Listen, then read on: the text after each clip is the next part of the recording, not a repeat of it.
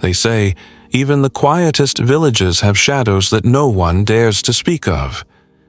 But in the small, seemingly peaceful hamlet of Kusumala, in Uttar Pradesh's Ghazipur district, silence wasn't merely the absence of noise. It was the calm before a storm no one could predict. The story begins not with a scream, but with a strange unease, as if the air itself held its breath for what was about to unfold. Munshibind, a hard-working man in his mid-40s, had returned to his native village from Mumbai, where he worked in a tire-fitting shop.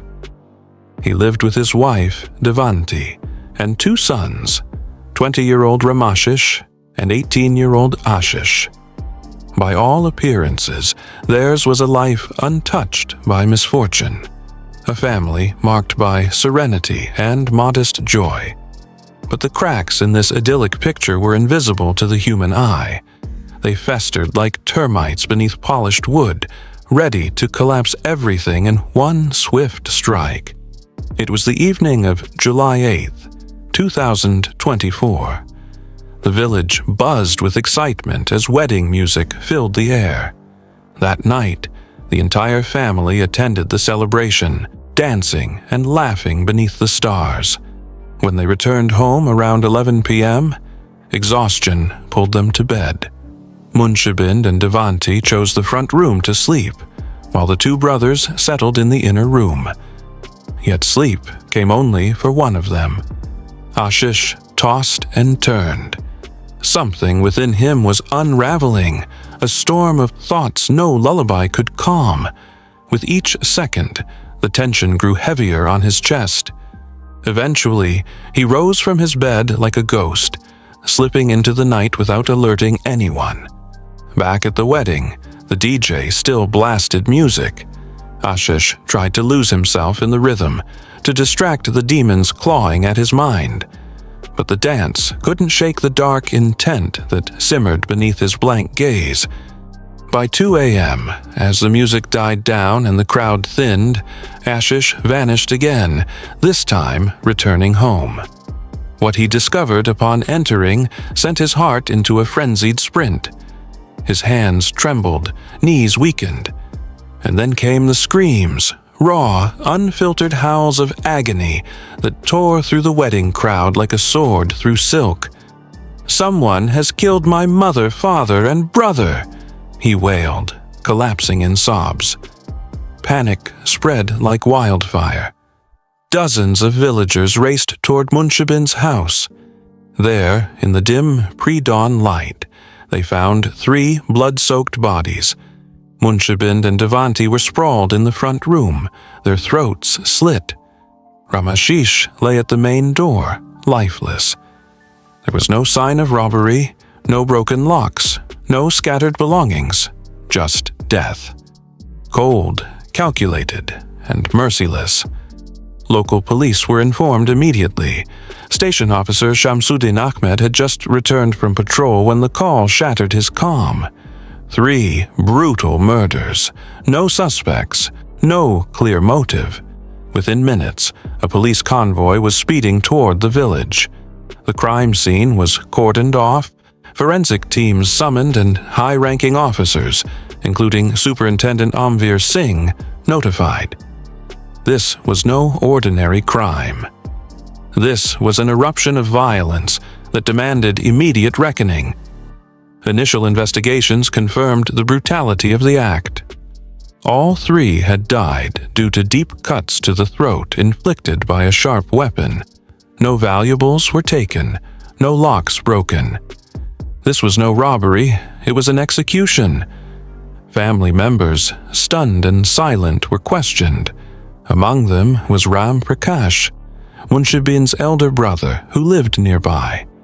He revealed a startling piece of information. A month prior, a man named Radhabind had threatened Munshibind's life.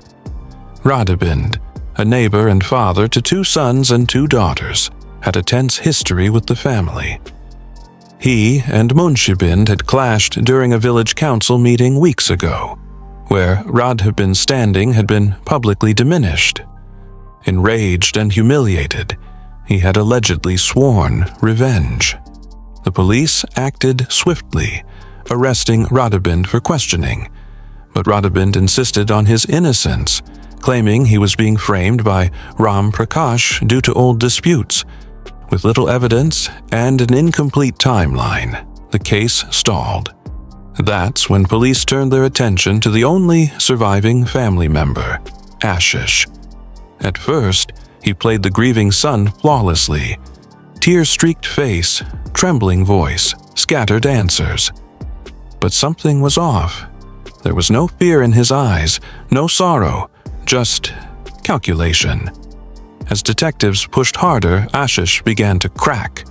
His story had holes. His alibi was too rehearsed. And finally, when faced with irrefutable inconsistencies, he broke. With a chilling calm, Ashish confessed. Not in shame, not in remorse, but with pride. Yes, he had killed them. All of them. He had not planned to kill Ramashish. But when his brother awoke during the murders and tried to intervene, Ashish saw no choice but to silence him too. In that moment, the family he was born into became a threat to the life he wanted. A life with Nandini, Radhabind's daughter. 16 years old, Ashish's obsession. His love for her, he claimed, was pure. Forbidden, yes, but pure. He believed that his parents and brother stood between him and his future with her. They became obstacles, and obstacles, in his twisted logic, had to be eliminated. He had no regrets. None. The investigators watched in disbelief as he described the murders with eerie composure, even pride. No flicker of humanity, no shadow of guilt. Just the hollow certainty of a boy who mistook love for justification. But what had happened between Ashish and Nandini? What could possibly lead an 18-year-old to slaughter his own family in the name of affection? What secrets were still buried beneath the blood-stained floor of that silent village? How fragile must the human mind be to confuse love with lunacy? To see warmth in coldness and safety in destruction? Ashish believed he had found salvation in Nandini's eyes, a girl no older than 16, whose innocent beauty became the mirror in which he saw purpose. But what began as admiration slowly became an obsession, and obsession, left unchecked, rarely ends with a heartbeat. It ends when that heartbeat is silenced. Nandini was the eldest daughter of Radhabind, Munshibind's neighbor. In the eyes of her family, she was precious, sharp, obedient, a flower to be protected from the storm of a world they feared. She excelled in school, radiated grace, and had a presence so alluring that even the silence seemed to pause in her company. But beauty, as the world has known for centuries, often becomes a curse for those too close to it. Ashish watched her for months, studying every detail, her laughter, her routines, the way the wind played with her hair on the terrace. It began with secret glances, then escalated to stolen moments. Their eyes met once, and in that fleeting exchange, something shifted. A connection, at least in Ashish's mind, was forged. He mistook a polite smile for consent, a passing nod for promise, and soon they began speaking. The conversations were innocent at first. Small talk over the rooftop, subtle exchanges while passing by. But for Ashish, it was more. Every word, every moment with Nandini was a thread in a fantasy he spun endlessly. He imagined a life with her, a future where she was his, and the world bowed to their love. And Nandini? Perhaps she too felt something. Curiosity, rebellion, or the simple thrill of attention. Young hearts rarely understand the depth of their own fires. One afternoon, knowing her family was away, Ashish sneaked into Nandini's house. She was startled to see him. "What are you doing here?" she whispered, panic in her voice. "If anyone sees you..." But Ashish waved away her concerns. "I don't care who sees me. I came because I had to. I can't live without you." Nandini hesitated, torn between fear and fascination. Ashish poured his soul out, about his love, his dreams, his fear that their families would tear them apart. She admitted she too was scared, unsure of what the future held. They talked for hours, both caught in the illusion that love alone could shield them from the world's judgment. But the world did not remain silent for long. Radhabin discovered the affair. Raj surged through him like fire through dry wood. To him, this wasn't just youthful romance. It was betrayal, shame, a threat to honor. He stormed into Munshibin's life, demanding that Ashish be kept away.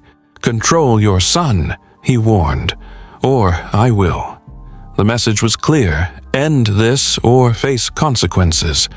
Munshibin, a man more pragmatic than passionate, scolded Ashish harshly. "You're too young. This is not love, it's a distraction." He even called Ashish in Mumbai, commanding him to end things with Nandini. But to Ashish, these weren't just words. They were daggers. His own family, now siding with his enemy? That was unforgivable. Ashish's love curdled into resentment. His parents, once protectors, became obstacles. Ramashish, his elder brother and the obedient son, was no better in his eyes, a puppet to their authority. Ashish began to isolate himself, feeding his anger in silence. He convinced himself that love demanded sacrifice, and if the world demanded blood in return for his future, so be it. Matters worsened when Radhabind escalated the situation, pressing for a village council, a panchayat.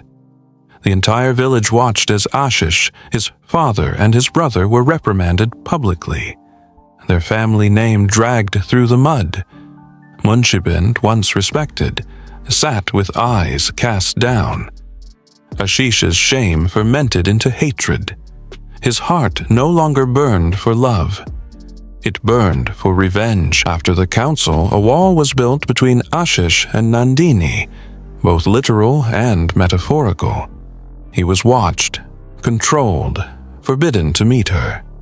His own home became a prison. He felt betrayed, caged.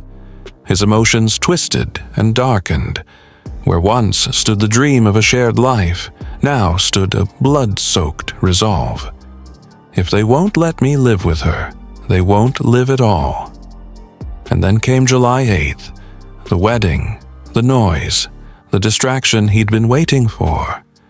It was perfect.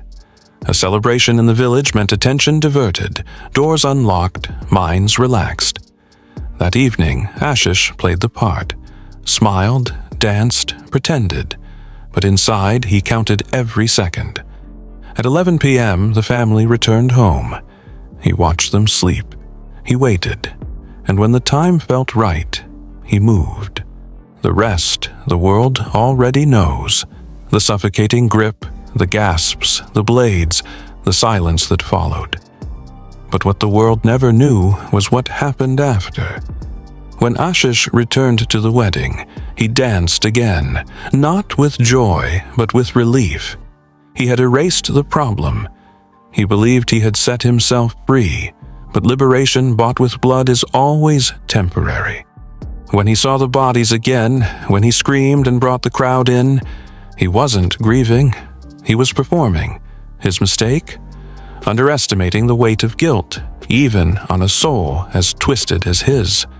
His act was flawless, but his eyes betrayed him. And police, trained to read the soul beneath the surface, noticed. When they finally cornered him, the illusion shattered.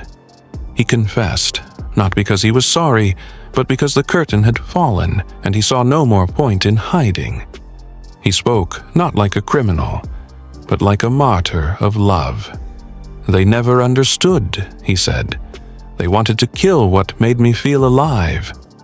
But did Nandini know what he had done? When the news reached her, what Ashish had done in the name of their love, her world collapsed. Her tears were not for a lost lover, but for the horror unleashed in her name. She had never asked for blood, never imagined the cost of stolen glances and naive dreams. She withdrew from school. Her father, already embittered, grew harsher. The village whispered behind closed doors. Ashish was in custody, awaiting trial. Nandini, though untouched by the blade, had scars deeper than the dead. And yet, even with the truth laid bare, even with justice looming, the village was left with more questions than answers. How does love become a weapon? How does a child raised in warmth become a killer? And most terrifyingly, what if Ashish was only the beginning? The village tried to return to its routines, pretending life could be normal after such carnage. But how does one forget the image of 3 blood-soaked corpses under a familiar roof? How does one ignore that the killer wasn't a stranger, but a son, a brother, a neighbor they once greeted with smiles? The truth hung heavy over Kusumala like a curse, each breath in that village now burdened with the memory of betrayal. Ashish sat behind bars, no longer weeping, no longer angry, just numb. His confession had shocked not only the police but the entire region. Yet beneath the surface of closure, something still felt disturbingly incomplete. Investigators weren't satisfied. The brutality, the method, the ease with which it was executed, none of it aligned with a boy consumed by adolescent love alone. There had to be more. Detective Mahendra, a veteran of criminal psychology, was brought in from Varanasi to dig deeper. He watched the footage of Ashish's interrogation repeatedly, not for words, but for patterns, the way he blinked, the moments he paused, the names he hesitated to speak. One name, or rather its absence, struck him: Nandini. Throughout his confession, Ashish spoke of love, of pain, of betrayal, but never once did he implicate Nandini. Not once did he say she pushed him, encouraged him, or even loved him back. It was as if Nandini existed only in his fantasy, a canvas for his obsession. Mahendra now needed to know, what was Nandini's truth? She was found at her aunt's house in a nearby village, withdrawn, traumatized. Her father had whisked her away after the incident, fearing for her safety and reputation. When Mahendra met her, she looked nothing like the girl in Ashish's delusion. She was pale, eyes swollen from crying, voice barely above a whisper. And yet, her words pierced through the investigator's mind like ice through flesh. "Number, I never asked him to do anything," she said. "I didn't even know he felt that strongly. He was always watching, always appearing near me, but I thought it was harmless. Just a crush. I never encouraged him, not like that." Her statement confirmed Mahendra's suspicion. Ashish had built a world no one else lived in. His love was never mutual. It was a possession, a fixation. And when possession felt threatened, he didn't just break, he destroyed. Back at the station, Mahendra began tracing Ashish's digital footprint. What he found was chilling. Dozens of journal entries on a hidden app, pages of poetic ramblings, dark fantasies, violent scenarios where he emerged as a hero saving Nandini from imagined enemies, often portrayed by his own family. In one entry, dated just a week before the murder, he wrote, "If they won't let me love, they don't deserve to live. They keep me from her like she's poison. But I will purify everything, and we will rise from their ashes." The police also retrieved the murder weapon, a bloodied kurpi, and the clothes Ashish had discarded after the crime. Forensics confirmed his story. The evidence was unambiguous. Yet even in confession, a small part of him seemed pleased, as if by killing his family, he had proven the depth of his feelings. But what of justice? Ashish, due to his age, barely 18, was still considered a juvenile under Indian law, though the brutality of his crime triggered a petition for adult trial. The court would decide whether to treat him as a misguided youth or a cold-blooded killer. His defense leaned heavily on mental instability. His lack of remorse, however, painted a picture far more disturbing, not of madness, but of conviction. Ram Prakash, Ashish's uncle, sat silently during the hearings. He had lost his brother, sister-in-law, and nephew in a single night. But what haunted him most was the betrayal. "We raised him like our own," he whispered. "How did we not see this monster growing among us?" The village, too, was divided. Some blamed Nandini unfairly. Others held Radhabind responsible for his explosive threats. Yet the truth remained. The hand that slit the throats was Ashish's alone, and behind those hands was a mind twisted by unreciprocated desire and unchecked delusion. As the trial dragged on, public interest peaked. News channels debated endlessly. Was this a failure of parenting, of societal pressure, of young love turned rogue? But amidst all the noise, Nandini vanished from public view. Her family moved out, unwilling to let her suffer for sins she didn't commit. Months later, the court reached its verdict. Ashish would be tried as an adult. The judge called the crime premeditated, heinous, and devoid of remorse. He was sentenced to life imprisonment without parole. Justice, as the system understood it, was served. But justice cannot resurrect the dead, nor can it erase the question that still lingers in the hearts of those who knew him. Was Ashish born a monster, or did we create him? And so the story ends, not with a lesson, not with peace, but with a question that still refuses to die. Can love truly exist if one is willing to kill for it? Or does that transform love into the very opposite, an excuse for possession, for control, for murder? Let that question echo in your mind. Now, dear viewer, it's your turn. Was Ashish a victim of society's pressure, or the architect of his own darkness? Let us know in the comments. Where do you think love ends and obsession begins?